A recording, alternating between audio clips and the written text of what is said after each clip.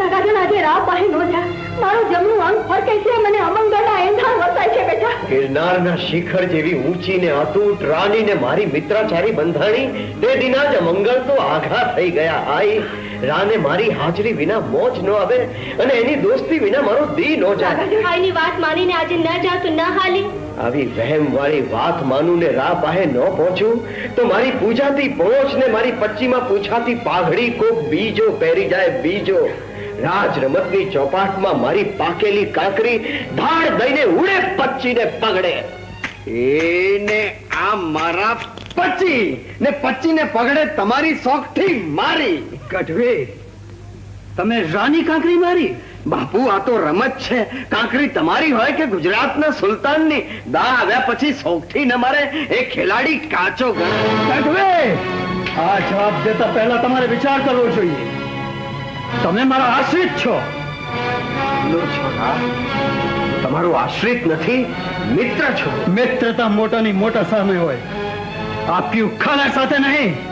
આ તમારું આપ્યું ખાતો નથી, માલધારી છું. મારી મહેનતનો રોટલો રળું છું. એ રોટલો તો મારી મરજી હોય ત્યાં સુધી જ રડાય. હું હુકમ કરું તો તમારા રાંધ્યા ધાને રજડી જાય. અરે રાંધ્યા ધાન રચડાવે એ રાજાના રાજમાં પછી ચારણનો દીકરો નો રહે. તો કોણ તમને સમ દઈને રોકે છે? મારું ખાઈને મને જ બીવડાવો છો? બાપુ, આ મારું અપમાન છે. તમને અપમાન લાગતું હોય તો મારા મહેલમાંથી નીકળી જાઓ. અરે તમારા મહેલમાં તો શું, તમારા રાજમાં રહેવા નથી માંગતો. તો હાલી નીકળો ઉછાળા ભરીને. આ કોઈ તમને રોકતું નથી. મોજ કરાવે નહીં એ માગણ મારી હારે નહીં. ભાન ગુમાવીને મિત્રને માંગણ કહેનાર રાજાની બેઠકમાં ચારણનો દીકરો શોભે નહીં. આજથી તમે મારા રાજા નહીં ને હું તમારી પ્રજા નહીં. હવે તો આ રાજમાં ત્યારે જ પગ મેલીશ કે જ્યારે હું તમારી પ્રજા નહીં રહ્યો હોઉં અને તમે આ રાજના રાજા નહીં રહ્યા હોય. પવનના છપાટે પાંદડા ખખડે, ગિરનાર ના ખડફડે. અરે સોનાની લંકા વાનરોએ લૂંટીતી, માનવે નહીં. અભિમાન તો રાવણનું અકબંધ નથી રહ્યું. ત્યાં તમે કોણ? રામ રામ.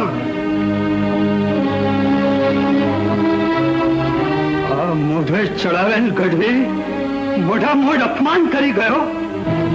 એને કરેલ અપમાનનો બદલો એની જ અપ્સરા માથે વાળીએ. અપ્સરા? હા, એના ઘરમાં છે. નાગાછળના ઘરમાં અપ્સરા? હા બાપુ, આ રહ્યા એના નખ.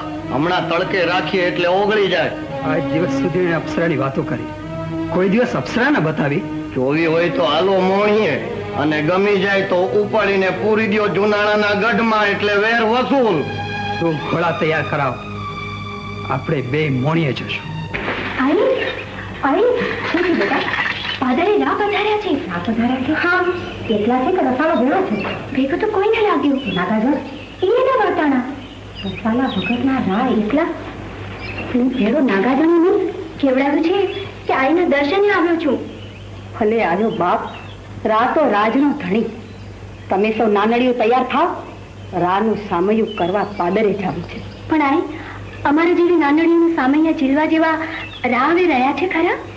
એનો અજંપો અંતરમાં રાખશો નહીં દીકરી. આજે તો હું તમારા ભેડી આવું છું. મારે રાને મળવું છે. એ સાંભળે તો એકાદ બે વેણે કેવા છે. બાપુ, તમારા આવ્યાના સમાચાર સાંભળીને ગામની બાયું હામૈયું કરવા આવતી લાગે. ભેગા આઈ નાગબાઈ ને મિણલ હોત કળાય છે.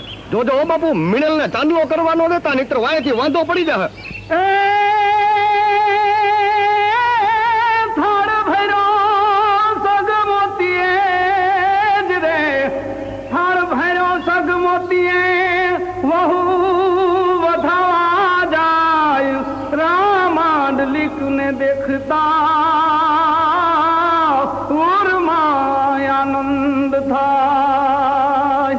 બેટા મિનર, રાને કપાળે રૂડા તિલક કરો.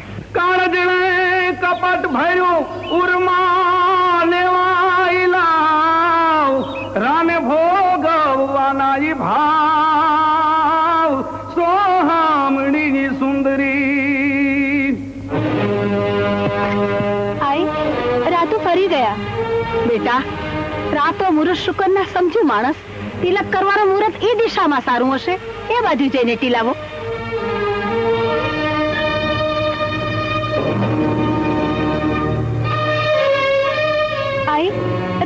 પાછું મોં ફેરવી લીધું. કાંઈ વાંધો નહીં. નાની માણસના જ્ઞાનની આપણને શું ખબર પડે? દિન દિશાનું ભાન આપણા કરતા એને વધારે હોય. એ બાજુ જઈને ટીલાવો.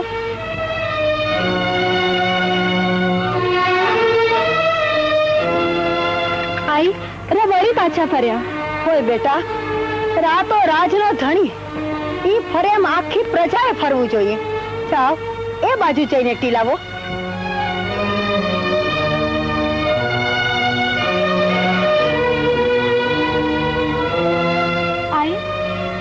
રા તો હજી ફરે છે. હવે રા નથી ફરતા, રાનો દી ફરે છે. વહુ બેટા, તમે સૌ ભેળા ઘર ભેગા થઈ જાઓ. ઘર ભેગી શેની થાય? એને જુનાગઢ ભેગી કરવા તો મેં મોણીએ ધક્કો ખાધો છે. દોશી મીણલ મને સોંપી દે. શાળાની વહુ દીકરીઓ કઈ રસ્તે રઝળતી મોજડીઓ નથી કે મન ફાવે ઈ પહેરી જાય. અરે એની માથે કુડી નજર કરનાર ને તો રોમે રોજ કાળના કાળોના ડંખ દેવા માંડે. મારે મોઢેથી કાર વાળી નીકળે એની મોઢેથી હાલી નીકળ, જુનાવાળા દડી હાલી નીકળ. એટલે તારે મને સરાપો છે? તને સરાપું તો માણસ મટીને ડાકણ બની જાઉં.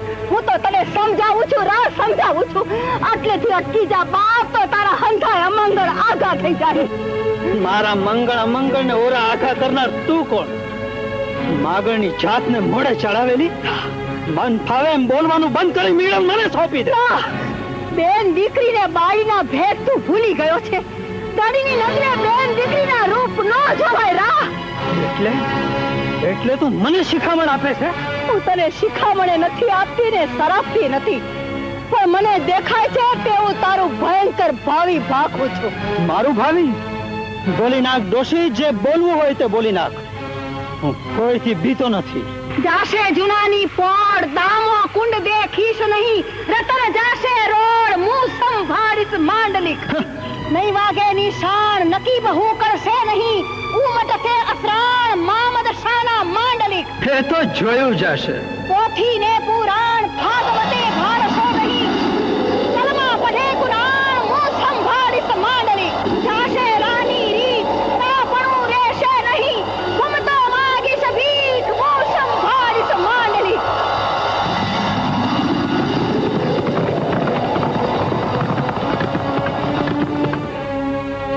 રા, તારા ભાવીએ મને ભાન ભૂલાવ્યું.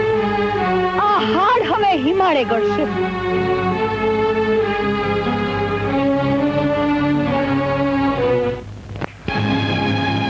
કર્યા હાથને બદલે તલવારની ધારે પરણેતરની પહેલી રાતનો ખૂંકાટ ઉખાડું છું. એનો અર્થ સમજો છો? હા, તલવારની ધાર મારી સુહાગરાતની સેજ બની છે.